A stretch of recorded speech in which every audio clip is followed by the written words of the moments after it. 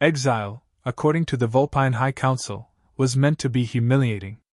According to her, it was a relocation opportunity with terrible management. "No one could find me here," she said aloud, stepping out of the stolen drop pod and into the most isolated stretch of human wilderness she could locate on outdated star charts. Wind pushed through pine trees. The air smelled like iron, sap, and something vaguely resentful. Perfect.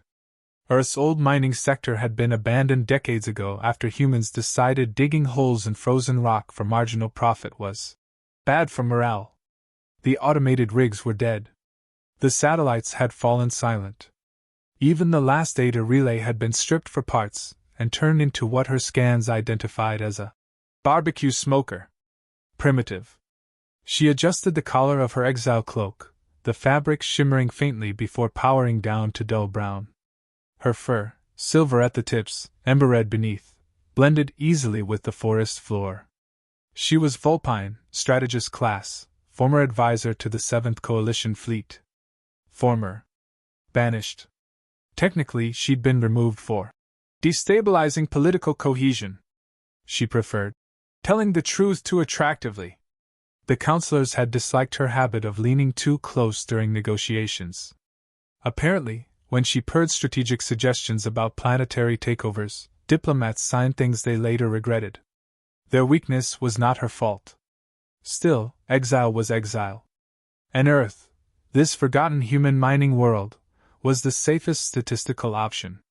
No advanced empire would expect a high-value strategist to hide among creatures who debated beverage temperature like it was a religious doctrine. She stepped into the abandoned cabin she'd chosen as her base. Dust coated everything. A cracked mug on the table read, "World's okayest miner." She sniffed it. Humans labeled even their mediocrity. Fascinating. She set down her pack and activated her internal threat grid. No orbital signals. No subspace pings. No active surveillance. Silence.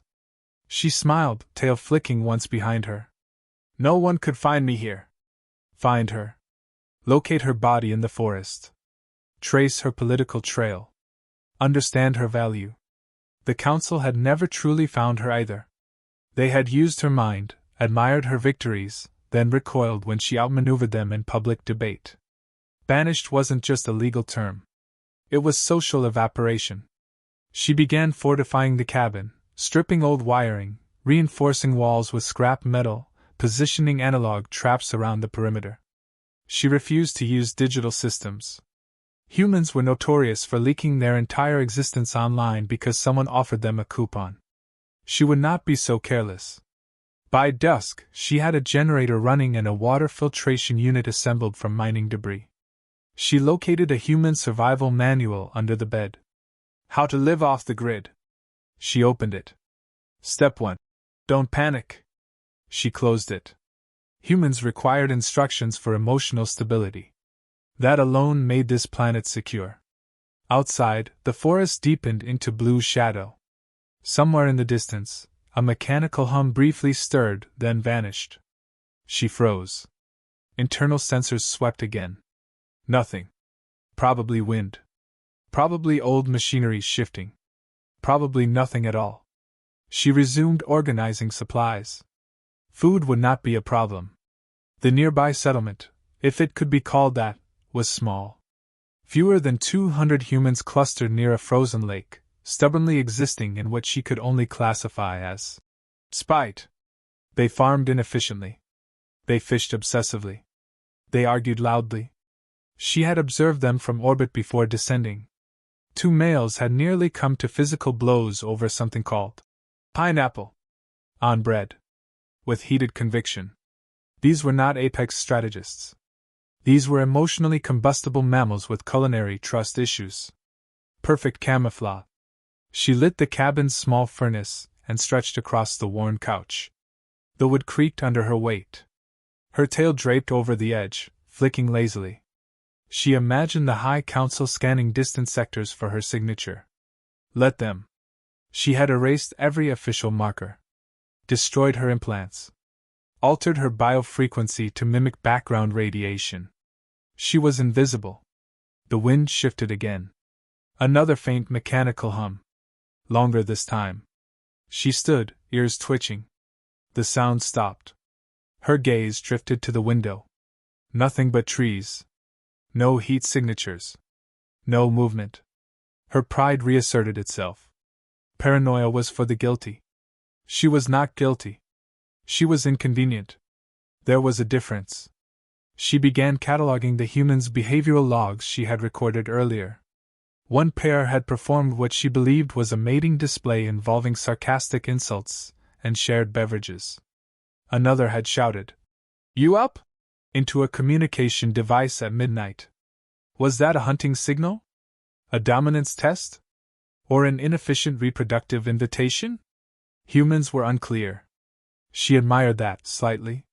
Their social rituals were layered in subtext and contradiction. They claimed indifference while seeking attention. Claimed independence while forming clusters. Claimed they didn't care, while caring aggressively. She lay back again, staring at the cracked ceiling. If she studied them long enough, she could weaponize them. A primitive species was often the most dangerous when underestimated. Still, she doubted they would notice her at all. To them, she would be another rumor. Another strange light in the forest. Another unexplained footprint blamed on imagination. She drifted into light rest. Sometime after midnight, a sound snapped her awake. A soft metallic click. Her eyes opened instantly. She reached for the blade beneath the couch. Silence. She moved to the door and scanned the perimeter. One of her analog wire traps had been reset. Not triggered. Reset. Her ears flattened. She stepped outside. The cold bit sharply at her fur. Moonlight cut silver across the clearing. The trap wire was coiled neatly back into place. Cleaner than she had left it. Impossible. No footprints. No scent. No disturbance in the snow. She crouched low, scanning again. Nothing. Either she had misremembered, or someone had touched her perimeter without leaving a trace. Her pride pushed the second thought away. Humans were clumsy. Loud. They left evidence of everything. They even documented their own mistakes voluntarily. It had to be weather. It had to be her. She returned inside, though she did not lie down this time. Instead, she positioned herself by the window, watching the treeling. Minutes passed. Then an hour. Nothing. Eventually, exhaustion won. By morning, sunlight filtered through cracked glass. She stepped outside again. On the porch sat a small wooden crate. Her heart stilled. She approached slowly. No heat signatures. No visible tech. She opened it. Inside were fresh supplies, preserved food, water filters, medical wraps. On top rested a folded note. 3 words, written in human script. "Stay warm, neighbor." She stared at it. Neighbor. The word felt deliberate. She scanned the sky again. No ships. No drones. No coalition trackers. Just empty blue. Her jaw tightened. Humans were absurdly hospitable. They probably assumed she was another hermit with commitment issues. Still, no one could find her here. No empire would think to search a primitive world that labeled its mugs. Okayist. She closed the crate slowly. Inside the treeline, nearly half a kilometer away, a thermal scope lowered. A man in heavy winter gear exhaled softly, watching the silver-tipped ears disappear back into the cabin. His comm unit remained silent. Above the atmosphere, faint and nearly undetectable, a coalition probe adjusted its orbit slightly. And beneath the forest floor, deep within the abandoned mining tunnels, something very human began rerouting power. But inside the cabin, the banished Vulpine allowed herself a small, satisfied smile. "No one," she whispered again, settling beside the furnace, "could find me here." She was wrong.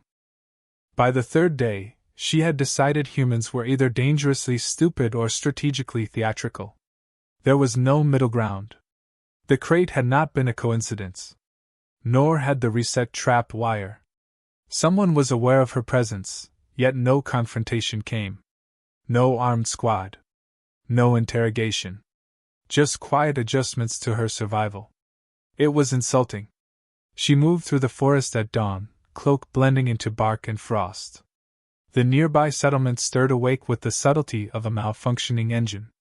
Humans emerged from their cabins wrapped in thick fabric layers, holding steaming containers like sacred relics. Coffee. She had analyzed its chemical structure. A stimulant brewed from roasted plant seeds that humans required before speaking to one another without hostility. Two of them stood outside a small general store arguing about strength ratios. You watered it down again. It's called balance. It's called betrayal. They spoke as though planetary alliances were at stake. She tilted her head. These creatures crossed oceans and built cities, yet morning liquid determined their emotional stability. Fascinating. Another pair stood beside a truck debating tire pressure with the intensity of war tacticians. A female human scrolled through a handheld device and sighed dramatically. He hasn't replied. It's been 6 minutes. Exactly. 6 minutes triggered anxiety. 6 years of political manipulation had barely rattled the coalition Senate. Perspective was relative. She crouched on a ridge overlooking the lake. A lone male sat on a folding chair near the water, holding a fishing rod with the patience of a statue. She had seen him yesterday. And the day before. He never caught anything. He also never left early. His eyes, hidden beneath dark lenses, scanned the tree line more than the water. She smirked. Subtle as a flashing beacon. She studied human courtship rituals later that afternoon from a concealed vantage point near the settlement's only bar. One human said, "Netflix and chill?" The other laughed. "No expectations." The Vulpine recorded the phrase carefully. No expectations. A pre-mating disclaimer to reduce accountability if things deteriorated. Clever. Yet inefficient. Another human leaned close and whispered, "Let's keep it casual." Casual. The word implied detachment, while physically reducing distance. Humans contradicted themselves constantly. It was either a flaw or camouflage. She attempted to replicate their social strategies that evening when she crossed paths with a lone human gathering firewood near the forest edge. She stepped from behind a tree, allowing moonlight to catch the silver in her fur. He froze. She maintained direct eye contact. Humans equated prolonged eye contact with either attraction or challenge. "I am keeping it casual," she said evenly. He blinked twice. "Ma'am, I'm just here for pine." "Pine. Wood. Of course." He shifted awkwardly, then gestured vaguely toward the settlement. "If you're new around here, folks usually introduce themselves." Introduce. Voluntary identification. Bold. "I prefer mystery," she replied. He cleared his throat. "Well, mystery, try not to mystery too close to my shed." He walked away quickly. She frowned. Perhaps her delivery required calibration. The fisherman remained by the lake the next morning. Same position. Same posture. Same suspicious lack of fish. She approached from downwind this time, silent as snowfall. Up close, she saw the details. Military boots beneath civilian trousers. A faint scar near his jawline. Hands too steady for a hobbyist. "You are inefficient," she said without greeting. He did not turn. "At fishing?" "At pretending." Now he looked at her. Calm. Assessing. "I don't pretend," he said. "You sit here daily with an unproductive rod." A corner of his mouth twitched. "Not everything worth holding catches something." Double meanings layered in the air between them. She narrowed her eyes. "You scan the treeline more than the water. And you watch me more than you hide." Direct. Human conversation favored this uncomfortable clarity. "You believe I am unaware of you," she said. "I believe you believe that," he replied. Infuriating. She stepped closer. "You are not hunting me." "No." "Then why remain?" He cast the line again, letting it arc into the lake. "Because if someone was hunting you," he said evenly, "they'd check here first." A pause stretched thin. She masked her reaction. I require no protection. Didn't say you did. The wind shifted across the lake, carrying faint electromagnetic interference that her inner sensors barely registered. High orbit activity. Subtle. Targeted. The fisherman's gaze flicked skyward for half a second. Too brief for a civilian. Long enough for confirmation. That night, her cabin's generator sputtered once. She went outside immediately. The hum of distant machinery vibrated beneath the forest floor. Old mining tunnels. Power rerouting. She accessed her internal frequency scanner again. There it was. A narrowband signal pinging from upper atmosphere. Coalition tech. Minimal signature. Recon only. They were looking. Her pulse quickened, but not with fear. With vindication. They still valued her enough to search. Yet the probe's skin pattern shifted strangely each time it passed over her coordinates. As if encountering interference. As if something blocked its clarity. She reviewed the area for jamming devices. Found none. The fisherman remained at the lake well past sunset. His rod angled toward darkness, unmoving. You are obvious, she called from the tree line. Only if you're looking, he answered. She stepped closer again. You think I cannot defend myself. I think, he said calmly, you chose this place because you assumed no one important would. A flicker of irritation crossed her expression. Humans are not important on a galactic scale. He reeled in the empty lines slowly. Depends who's measuring. Her pride resisted the implication. She had selected this location because it was beneath notice. Primitive infrastructure. Minimal technology. Predictable behavior. Humans broadcast their lives publicly. They argued online. They documented meals. They labeled emotional states with hashtags. Hardly covert. Yet here she stood, increasingly aware that someone had noticed her the moment she arrived. The settlement's supply routes adjusted subtly over the week. Extra deliveries passed near the forest. Utility vehicles paused longer than necessary on the road bordering her cabin.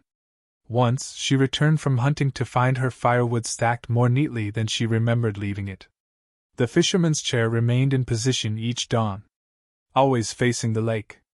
Always angled slightly toward her clearing. You are not subtle, she said again one afternoon.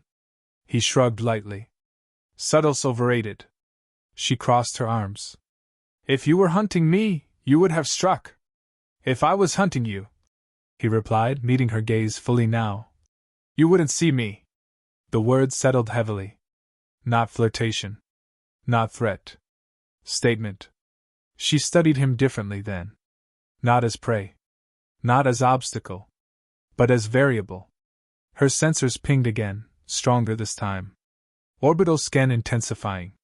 The coalition probe tightened its pattern. She felt the faint tug of targeted frequency alignment brushing her altered biosignature. They were close. Yet the signal distorted at the edges each time it approached the forest's perimeter. As if passing through static. As if passing through static. As if something below was rewriting what it saw. She turned toward the fisherman. You are aware of orbital surveillance, she said. He did not react immediately. Storm season, he replied casually. Interference happens. Storm season. On a clear day. She stepped nearer, tail swaying behind her with controlled agitation. You speak in layers. Everyone does. Not like this. He finally set the rod aside and stood. He was taller up close. Solid. Grounded in a way coalition officers rarely were. You chose this place because you thought no one important would look, he said quietly. You weren't wrong. Her ears twitched. But you weren't right either. She held his gaze. The sky above shimmered faintly, too faint for human eyes. The probe recalibrated again. And below the lake, deep within reinforced mining shafts, human-built signal arrays pulsed softly, bending frequencies just enough to misdirect alien scans. She did not see those. Not yet. Instead, she folded her arms. No one could find me here, she repeated with deliberate confidence. The fisherman regarded her for a long moment before replying. Depends what you mean by find. The orbital interference intensified on the seventh night. She felt it before she measured it. A pressure behind the eyes. A tightening in the chest. The unmistakable sensation of being narrowed down to a set of coordinates, and reduced to a blinking possibility on someone else's screen. The coalition probe had stopped pretending to be subtle. She stepped outside the cabin and looked at the sky, though she knew she wouldn't see it. Advanced surveillance rarely shimmered unless it wanted to be dramatic. Humans, however, love drama. The fisherman was already at the lake. Of course he was. He didn't glance up this time. Didn't need to. His posture had shifted slightly, less relaxed, more anchored. The rod rested and used across his knees. You feel it, she said. Feel what? The net tightening. He took a slow sip from his metal thermos. You know about nets. Her tail flicked sharply. You are aware, she pressed. Orbital recon is triangulating this sector. He studied the water.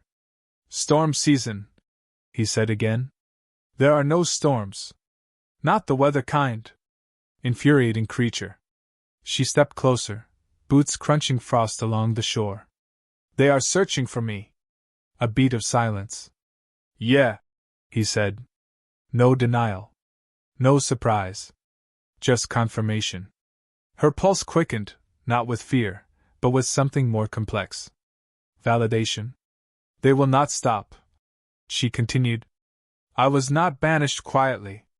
I embarrass powerful beings. You usually do that on purpose? He asked mildly. Yes. He nodded once, as if that explained everything. She crouched beside him, lowering her voice. They want to find me. He met her gaze. They won't. Confidence radiated from him with irritating steadiness. You cannot guarantee that. He tilted his head slightly. Sure I can. Arrogance. Human arrogance. It was almost attractive. Above them, the probe's scanning frequency sharpened.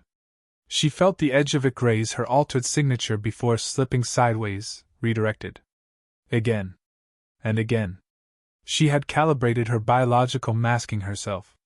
It was good. Exceptional, even. But this level of distortion wasn't hers. Something else was bending the signal. You are jamming them, she said. The fisherman stood slowly, stretching like a man ending a long shift. Fishing, he corrected. You have not caught a single fish in 7 days. He glanced down at the water. Not everything you catch ends up on a hook. Double meanings came too easily to him. She stepped in front of him, blocking his path. You knew they would come. Yeah. You prepared. Always do. For me? For whoever needed it. Her eyes narrowed. You assume much. I assume you chose this place because you thought no one important would look. You've said that. And I'm still right. She felt irritation coil in her chest. You believe humans are important. I believe, he said calmly. We're stubborn. The orbital probe shifted into tighter formation. She sensed a secondary signature enter the system, larger, heavier. A retrieval vessel. They were escalating. She looked skyward again. If they send a team, she said quietly, your settlement will not survive. He didn't flinch. You think we don't know that? The ground vibrated faintly beneath her boots. Not natural. Not seismic. Controlled. She looked toward the mountains bordering the forest. The old mining tunnels ran beneath them like buried veins. Those tunnels, she said slowly. He didn't answer. Her mind moved rapidly, assembling pieces. Abandoned world. Minimal population. Remote location. Mining infrastructure with deep planetary access. Orbital interference at precise intervals. A fisherman who never fished. You anticipated this, she realized. He gave a small shrug. We pay attention. You detected coalition surveillance. Yeah. You knew they were tracking me. Eventually. And you allowed me to stay. He studied her expression carefully now. You were already here. That is not an answer. It's the only one you're getting tonight. Her pride bristled. I am not a stray animal you shelter out of pity. Good, he said evenly. Strays bite. She bared a fraction of her teeth. I do more than that. He didn't step back. I know. The air between them thickened, not romantic, not hostile.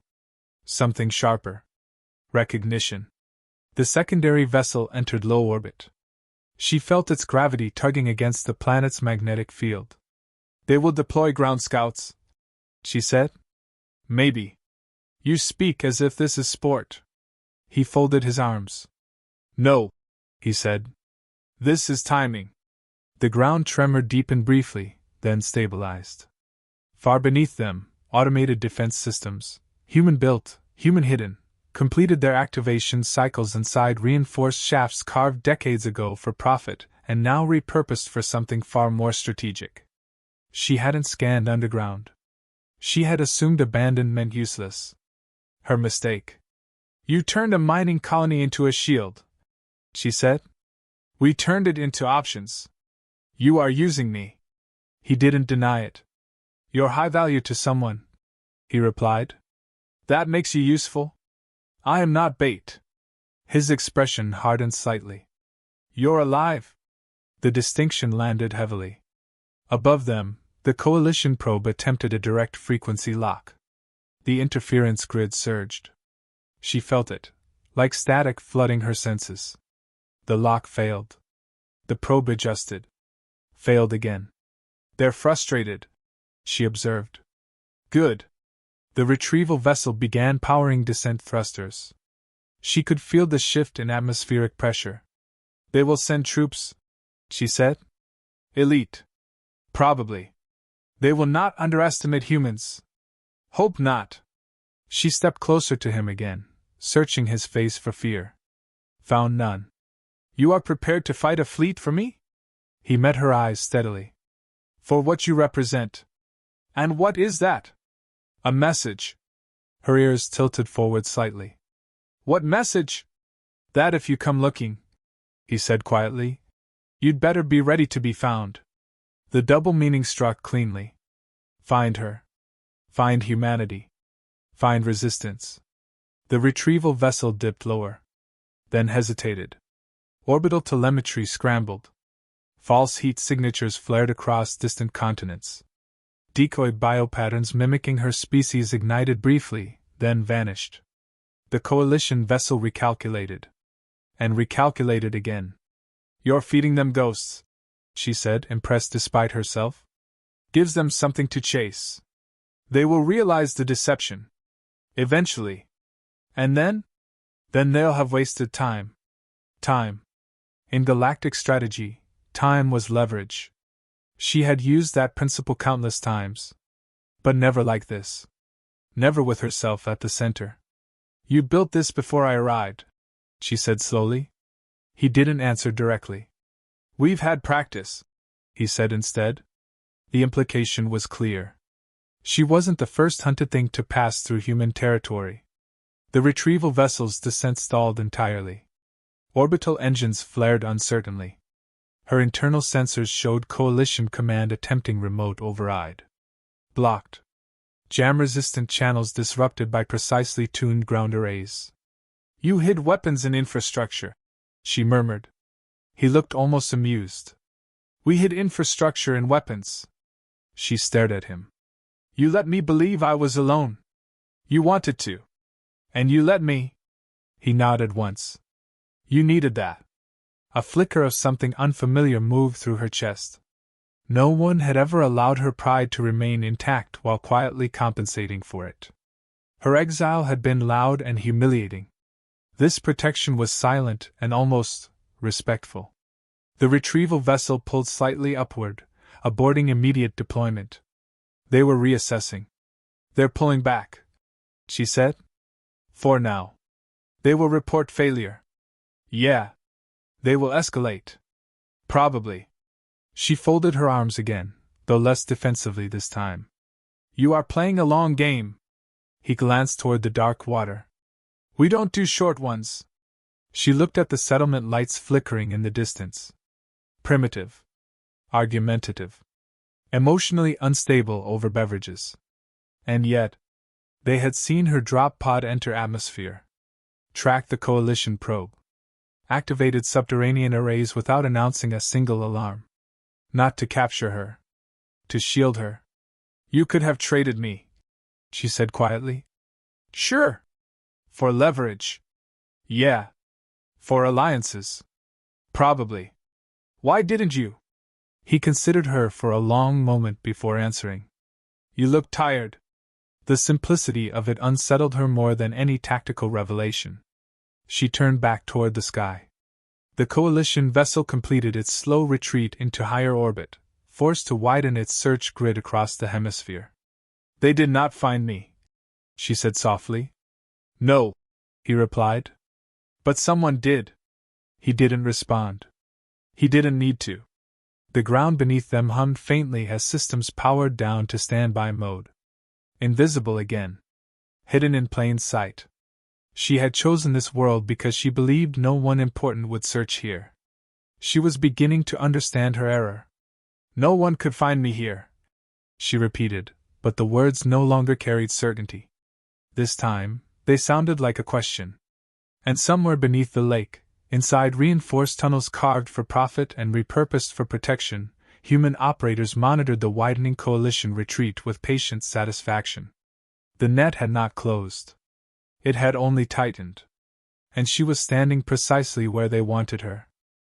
The coalition did not retreat quietly. They widened their orbit, but widening meant scanning deeper. The retrieval vessel repositioned beyond immediate interference range and deployed microprobes, small, silent, stubborn. She felt them like distant mosquito bites against her altered biofrequency. They're adapting, she said. Good, the fisherman replied. So are we. The settlement lights dimmed slightly that night. Not enough for civilians to notice. Enough for orbital sensors to register a patterned shift. She stood outside the cabin, tail low, gaze steady on the sky. I underestimated them, she admitted. Which ones? He asked. All of you. He didn't smile. That's common. The microprobes began atmospheric descent. This was not recon. This was confirmation. They're committing, she said. Yeah. You anticipated escalation. We count on it. A faint sonic tremor rippled through the forest canopy as the first probe entered low altitude. It cloaked immediately, but cloaking still displaced air. She tracked its vector instinctively. You can't jam all of them, she said. We don't need to. The ground vibrated again, stronger this time. Deep below, the abandoned mining shafts came alive in coordinated pulses. Old excavation rails, reinforced with modern alloys, rotated on concealed mounts. Thermal projectors activated, mimicking her species' heat signature in dozens of false locations. Across the hemisphere, the probes split formation. They're chasing decoys, she observed. Some of them. And the rest? He didn't answer. The first microprobe entered the forest perimeter and paused midair, scanning. She felt its beam brush across her cloak. It flickered. Distorted. Then locked. For half a second. There. Found. Her heart tightened. The fisherman moved before she could react. Not toward her, but toward a small metallic stake embedded near the shoreline. He pressed it down with his boot. The lake's surface shattered upward. Not water, light. A vertical column of interference erupted silently, slicing through the probe's signal path. The lock broke. The probe spiraled erratically and detonated in a controlled burst of harmless static. She stared at the lake. That is not primitive infrastructure, she said flatly. No, he agreed. Two more probes descended. One veered toward the settlement. The other circled wide, adjusting to avoid the interference column. They're triangulating around it, she said. Yeah. And when they do, then they find something else. The second probe dipped lower, too low. A thin beam of directed energy fired from the mountain ridge and clipped its propulsion node. The probe crashed silently into the forest canopy and dissolved into inert fragments before impact. She turned slowly toward the ridge. You installed defense cannons inside geological formations. We repurposed geological formations inside defense cannons. She exhaled through her teeth. You are absurd. Frequently. The probe near the settlement paused above the general store. Humans below continued arguing about whether chili qualified as soup. They didn't look up. They didn't need to. A faint shimmer passed over the town, nearly invisible. The probe's skin returned nothing but baseline mammalian life signs. The cloak grid held. They're shielding civilians, she realized. Always. The retrieval vessel in orbit shifted again, powering weapon arrays cautiously. They may fire from above, she warned. They won't, he said. How can you be certain? Because they still think you're worth something. The implication was sharp. Orbital bombardment would erase her along with the region. They wanted her intact. She is bait, the council had once whispered behind closed doors. Now she understood the reversal. Am I? She asked quietly. He looked at her directly. Right now? Your leverage. Against whom? Anyone who thinks we don't notice. The retrieval vessel attempted a precision strike, small yield, targeted. The beam lanced downward toward the forest edge. It struck a patch of empty clearing. Or what appeared to be. The clearing rippled. The beam bent. Redirected into the lake, where it dissipated harmlessly beneath layered energy dispersal nets. She stared. You hid refractive shields in open terrain. We hid open terrain inside refractive shields. Her ears twitched back in disbelief. You let me believe I chose this location. You did. No, she corrected. You prepared it. Both can be true. The retrieval vessel hesitated. Their microprobe count dwindled. False signatures flared again across distant regions, her species biopatterns lighting up deserts, tundras, coastlines. The coalition ship split its attention wider. You're exhausting their resources, she said. Buying time, he corrected. For what? For them to make a mistake. The vessel adjusted orbit aggressively, attempting to pinpoint the interference source beneath the lake. She sensed it seconds before it happened. They're targeting the power core, she warned. Yeah. Can you withstand direct hit? He didn't answer immediately. Instead, he tapped his comm once. Phase 2. The lake's surface went dark. The interference column collapsed. Silence filled the air. The retrieval vessel recalibrated instantly and fired. The beam struck the lake center. Water vaporized upward in a violent surge. Steam roared skyward. She shielded her eyes. When the vapor cleared, the lake was intact. Untouched. Beneath it, a secondary energy sink had absorbed and rerouted the blast through geothermal vents miles away. The fisherman lowered his hand. They found something, he said. But not what they were looking for. The retrieval vessel paused longer this time. Long enough for uncertainty to register. They cannot win this, she said slowly. They don't need to, he replied. They just need to not lose. The coalition ship's engines flared. Retreat vector. This time not cautious. Definitive. They're leaving, she said. For now. They expended probes, energy, and orbital time. Yeah. For me.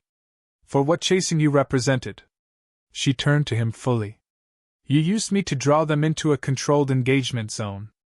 Yes. You let me believe I was hidden. Yes.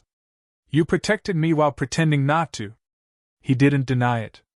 Anger should have come. Instead, something else surfaced. Recognition. They had not captured her. Not confined her. Not demanded allegiance. They had simply built a perimeter around her pride and allowed her to keep it. I thought no one could find me here, she said quietly. He studied her expression. We found you the minute you hit atmosphere. You tracked my pod. Yeah. You tracked the coalition probe. Yeah. You activated subterranean defenses without alerting me.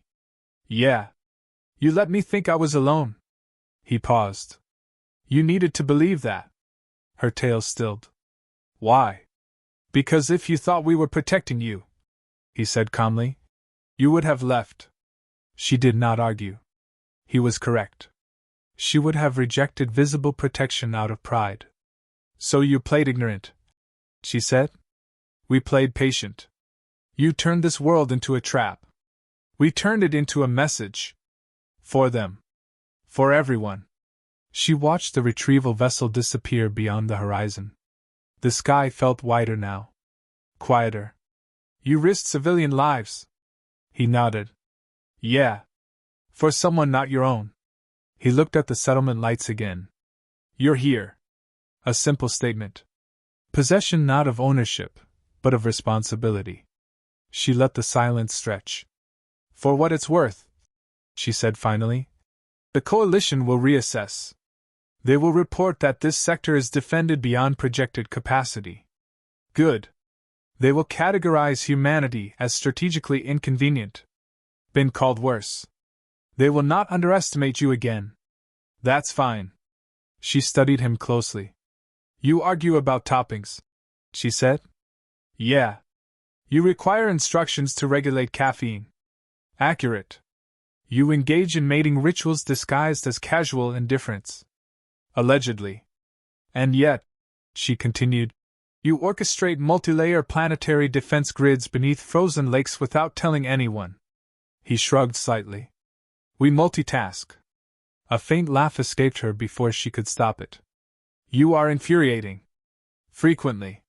She looked back toward the cabin in the woods, the place she had claimed as perfect isolation. It had never been empty. It had been the safest trap in the system. Not for her. For anyone chasing her. You found me, she said quietly. He met her gaze. Yeah. Physically. Yeah. And strategically. Yeah. She hesitated. And otherwise? He didn't answer immediately. Still working on that, he said. The bold edge lingered between them, not explicit, not declared, but undeniable. She had believed, find me, meant exposure. Capture. Weakness. Now she understood it also meant recognition. Value. Worth. You could have handed me over, she said one last time. Sure. Why didn't you? He looked toward the horizon where the coalition vessel had vanished. Because humans don't just fight wars, he said quietly. We play long games. She studied the forest. The lake. The hidden arrays beneath her feet.